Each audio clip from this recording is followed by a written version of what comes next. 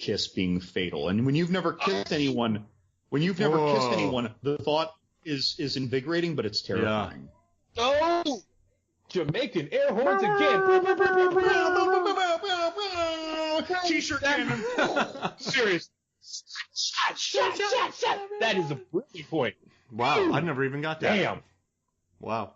Hashtag never kissed. Wow. And then the robot hand, because she likes to do gadgets. To make stuff. So it's a 3 kill. Yeah. She likes to make things, and then the kiss, and then the asthma. I was when Renny Harlin acknowledged that he didn't know what he was thinking about some sci-fi movie at the time when he wanted to throw that in, but that was storyboarded. Yeah. That was actually like he had that storyboarded, even though this movie was being written as it was being made. Like that was one of his ideas, and all the while for 30 years, I'm thinking, where the shit did that come from? Did they just have like a stock prop that they just shoved in there? And the answer is no. No, not enough. Renny said, put this in the film. Yeah. But then the thing that they did totally on the fly and last minute was create this dreamscape dojo. Yes. Which in no way looked last minute. You know what looked last minute to me? Like, was there a beach movie being filmed next door when they had that beach scene? Because that felt to me like, I don't know what to do. Well, they just finished over there and there's a beach set. We'll make something happen. Can you make a shark fin thing? Revenge of the Nerds 2, Nerds in Paradise. Right. Film next 100%. Yeah, that looked cheesy as hell. Wow. 100%. So even with that bomb dropped on us, I still got to go with Debbie, right? Yeah. I can't go away from Debbie. I can't. No, Debbie's the worst. Debbie's the worst. Because Kincaid just gets stabbed in the stomach. I love when he pushes the car on Freddy, though. Come on. Yes. Take Vicky. Yeah. It would have been nice if there was a gory effect to Freddy getting crushed by that car. Oh, yeah. A little bit of slime, shall we? Something, yeah, like an explosion, like in Final Destination 2, I think it is, when the kid leaving the dentist office, he scares the birds. The birds fly up, and then that huge pane of glass falls right on him. He like liquefies. Spreads him. Yes. Oh. That was awesome. Also, I got a question for you guys. How'd they get the dog to pee fire? Because that was awesome. They gave him some Red Hot. They made him eat whole match heads, and then they had him drink kerosene. Also, shout out that the crazy dog is named Jason. I love it. And I also think it's funny on the behind the scenes when they were talking about it, when they're like, yeah, fire, just raise Freddy. And then they went to Renny Harlin. He's like, I don't know. He's like, it makes zero sense. Wait, no. The question was, how are you going to bring Freddy back? And Renny confidently said, a dog is going to piss fire. Oh, yeah, that's what it was. Yeah, a dog is going to piss fire. And then everyone's just like wide-eyed, like, okay. Yeah. Right. Sign me up. And what a great scene, because it led into that reverse time-lapse wax-melting reconstitution scene that we see in Hellraiser in 1987, that we see in Dead Time Stories, I think, earlier this year or in late 1987. But these scenes are so neat. Mm-hmm. Yeah. These reverse time lapses, because at the time, can you imagine seeing that in a theater in 1988? Like, you have no idea how that's even done. Mm-hmm. No, it was mind-blowing, especially considering that part 3, to get to the bones, it was literally a projected screen on top of a composite shot of stop-motion skeleton Freddy fighting. Right. With the psychologist and Nancy's father. And it just looked so cheap. Even then, it looked cheap. And then you come here, there's basically CGI compared to that. I loved Kincaid's, too, that they built this big miniature, probably like 15 by 20 of the cars, and put over 1,000 cars on it, and then they just pulled back, and then they did a painting on glass for the car planet. This is so cool. I love this movie because it's just in camera. I dig that, and I also dig that about Renny Harlin. I think he carried a lot of that in there through there. But yeah, he gave so much personality because it wasn't just things like that. I mean, I don't know if we put it in so many words, but like, so in part 3, the characters seemed really rich, right, for a horror movie. But when I really think of them, I feel like you just told me about them, and we gave them more credit because they were at-risk teens. Yeah. I'm not trying to belittle it. I'm just saying, like, you normally lend more of yourself to those characters. Yeah. And we got shown, instead of told a little bit, like how they reacted to back each other up, but we didn't see any evolution really of them as a group. This group, starting in the parking lot scene when we met them all, that felt like they've known each other for years. 1985 movie, One of the Guys. Think of the better, well, not that any of them are bad, but the better of the John Cusack high school movies. The parking lot dynamic has been not a trope, mind you, but a good device to introduce characters and character dynamics since the 80s, since Grease. It takes us all the way to 10 Things I Hate About You in current day. And those scenes done well, normally they're just, here's a grab bag of tropes I'm going to show you with some gags. Right. But in this case, this was where we really learned about these characters' relationships. Sheila and Debbie, right? Yes. Debbie and Alice looking over at Dan. Like this is where we learned this, and it was done well. It was done like this was a drama. And quickly. Yeah. It wasn't long. Yeah, it moves and fast. Quickly, right.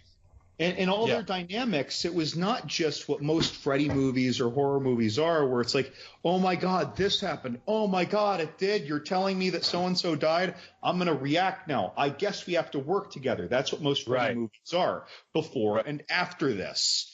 But in this case, they develop, they try and work together a little more than, if you will, in your part 3. I think 3 did the characters great. It's just that this did the characters, I don't know, I want to say loosely perfectly for a Freddy movie.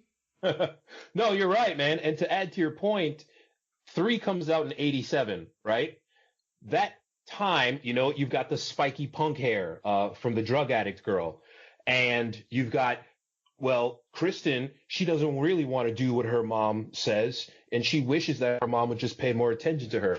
And all of these kids, you mentioned the fact that they're at risk, but there's also that underlying, us against the adults. Why won't they listen to us? All we're doing is telling them that there's crazy things happening in our dreams. If you would just listen to me, please talk to me. I want to be close with my parents. And the parents, for what it's worth, you see Kristen's mom. She's trying to get laid. Yeah. Do you see anybody? Where's the scotch? Where's the bourbon? Exactly. So these kids, they're at risk and they're basically abandoned.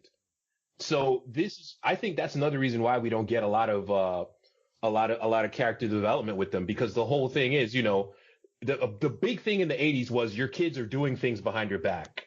And right. And they're the things they're doing behind their back, they're doing drugs and they're doing sex behind your back, and they're just bad. So whatever. Although that's the one trope this leaned into super duper hard, but all the Freddy movies do it, and all slashers do it, and that's the literally anvil anchored absentee alcoholic parent, because we literally even brought, of all the things carried over in this 3, 4, 5 story arc, we literally had a parent. We had Kristen's mom from 3 showing up again. She's still up to no good, drugging her daughter. Right. That's right. You just killed me. Then, I do love that line, right? Right. Like, that's kind of a nice playback. Yes, there's that. Absolutely. And then to the credit of the writers, they actually include an arc for Alice's dad. He is absentee. He's a drunk ass. And then by part 5, you're not going to come in here and disrespect my daughter. I've been going to AA, damn it. Right. So even I don't want to lose you. Yeah. But that scene though, where he's like, so much vegetation. I was like, get him, Freddy. Get him. Get him. Yeah. Right. Get him, Freddy. He was good at not being liked, but I like the 2 kids knowing that he was drunk and already cracking open a beer. Like, oh, beer's open. All right. Exactly.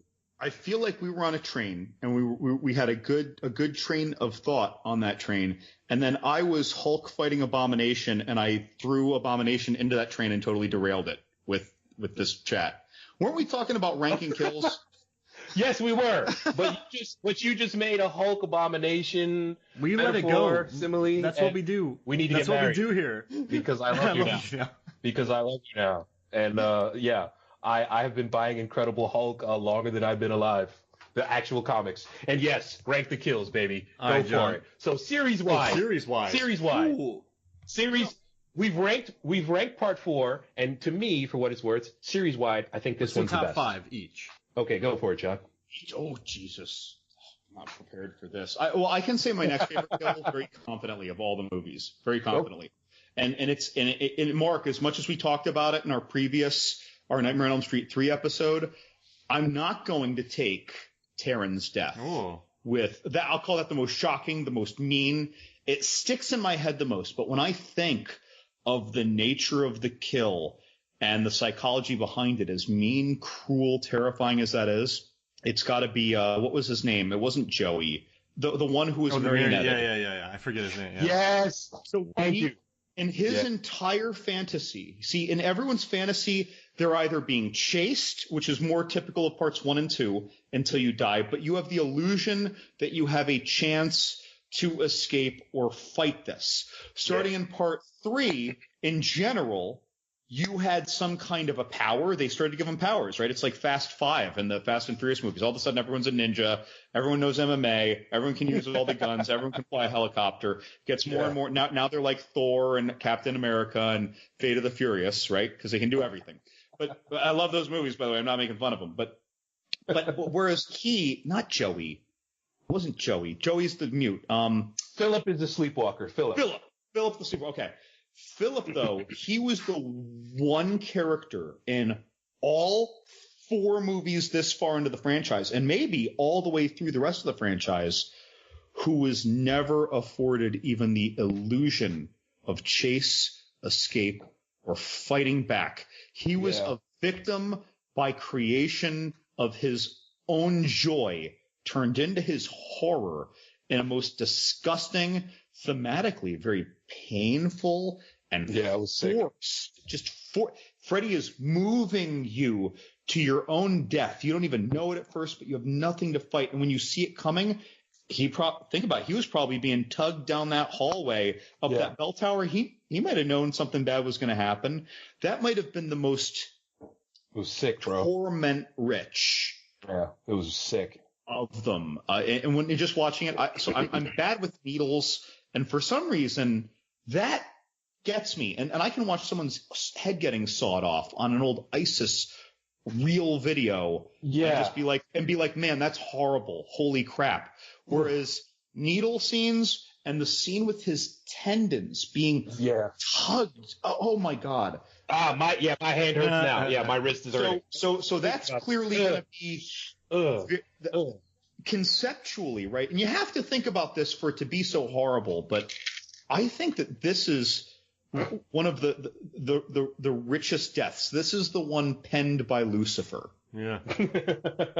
Mean. Well played, sir. Well played. Yeah. I don't like anything that deals with cutting your wrists. And he just takes that to level 7 by slicing your entire forearm and bicep open. Yep. And I'm going to just play with your muscles. No. Were to add more, I loved weird Asian horror movies before any of my friends did. I'm going to go with the Tetsuo the Iron Man death of Dan in part 5, where he turns into his own motorcycle. Yes.